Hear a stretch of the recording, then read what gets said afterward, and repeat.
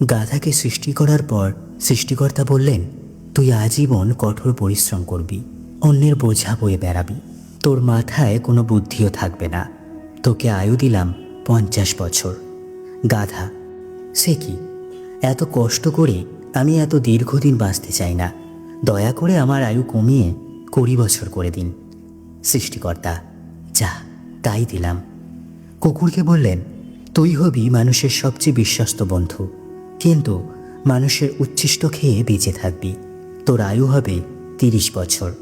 শুনে কুকুর বলল, দয়া করে ওটা কমিয়ে 15 করান, এতদিন বাঁচতে চাই না। এইবারও তিনি রাজি হয়ে গেলেন।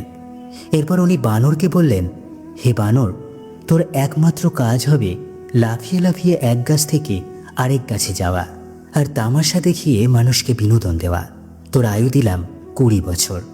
সে আবেগে কেঁদে বলল, দেবেনি যখন 10 বছর দিন, আমি এত বড় জীবন দিয়ে কি করব। এইবার মানুষকে বলল, তুমি হবে এই সৃষ্টির শ্রেষ্ঠ জীব, সবচেয়ে জ্ঞানী এবং বিচক্ষণ, তোমার আয়ু হবে 20 বছর। সে তো খুশিতে পাগল হয়ে গেল, কিন্তু এত মহৎ জীবন নিয়ে মাত্র 20 বছর। সে করজোড়ে প্রভুকে বলল, একটা কাজ করা যায় না, আপনি আমাকে গাধার ফেরত দেওয়া 30 বছর, কুকুরের 15 বছর, বানরের 10 বছর দিয়ে দিন।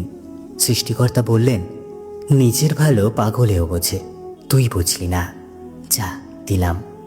সেই থেকে মানুষ সুন্দরভাবে বাঁচে 20 বছর, পরের 30 বছর গাধার মতো সংসারের বোঝা টানে, তারপরের 15 বছর ছেলে মেয়ে যা দেয় তাই খেয়ে পড়ে বেঁচে থাকে কুকুরের মতো, আর তারপরের 10 বছর বানরের মতো কখনো এক সন্তানের বাড়ি তো কখনো আরেক সন্তানের বাড়িতে ঘোরে, আর নাতি নাতনিদের বিনোদন দেওয়াই হয় তাদের প্রধান দায়িত্ব।